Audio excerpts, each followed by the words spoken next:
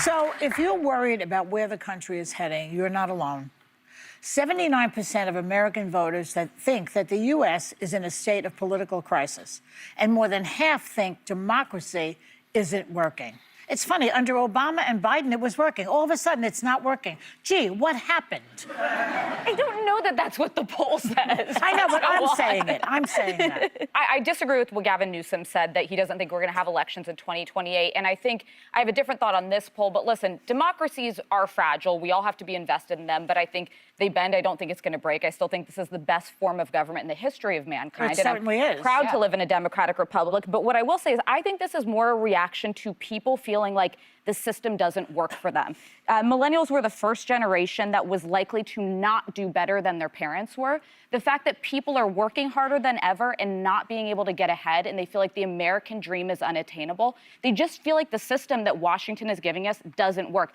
You're talking about an economic part of it. We're not talking about democracy. It's completely different. I think that people throw around the term democracy. I think Democrats totally overcalculated this last election. At the end of the day, if it's a Tuesday morning, you're deciding what bill you can afford to pay, you're not voting on democracy. You're voting on the cost of living. It's a nebulous term. It just doesn't mean enough to people. I think people are frustrated with the cost of living, and they're frustrated with the environment we live in. I think it didn't mean enough to people because they had forgotten how bad Trump was. I think it meant a lot to people in 2020 when Joe Biden was first running, because we were just, surviving that first Trump term. I think if somebody was running now against Trump, when people have been painfully reminded of what an authoritarian he is, it would be very different. But I also think that the reason people don't feel democracy is working is because our system is supposed to work through a system of checks and balances.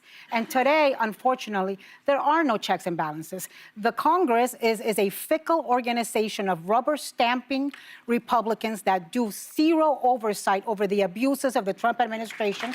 And the courts have no enforcement mechanism. So they can issue judicial orders, but they don't have the teeth to be able to enforce them. The courts have intervened against Trump numerous times. I think the courts have largely held our founders intended for them to work slowly. The court said not to deport Kilmar Abrego Garcia, and they did. And he is back now, and that was the system working. Months and months afterwards. I'm going to say something that's going to make frustrated. This table and this audience very upset, but I want to tell the unvarnished truth. I think if the election were reheld today, Donald Trump would win by the same, if not a bigger margin. I think we forget this country. How do you say that, though? This country is so deeply polarized. If you hated him before, you hate him even more now. There are definitely people who are like, ooh, I'm having some buyer's remorse.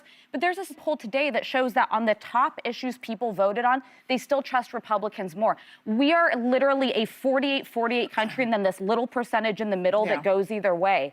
I would be curious who this poll, the age of the poll, because I think this probably gears younger in who is saying that, because anyone who has read their history books since the beginning of time, democracy may be fragile, it is the only way. You do not want a theocracy. You do not want a monarchy. You do not want socialism or communism. They have never worked. In intention and spirit, they sound great, but go back to the books, because that will not end well. Don't you think that democratic socialism works in the Scandinavian countries? But think of that. Sweden's the size of New Jersey. We are a giant, massive, diverse, socioeconomically, racially.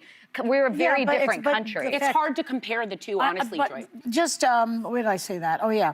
When it comes to gun violence, for instance, 83% of voters think that political leaders are more interested in blaming others. Yes. Yeah. This speaks to what I'm saying, though. People don't trust that the system is working and being responsive to their needs.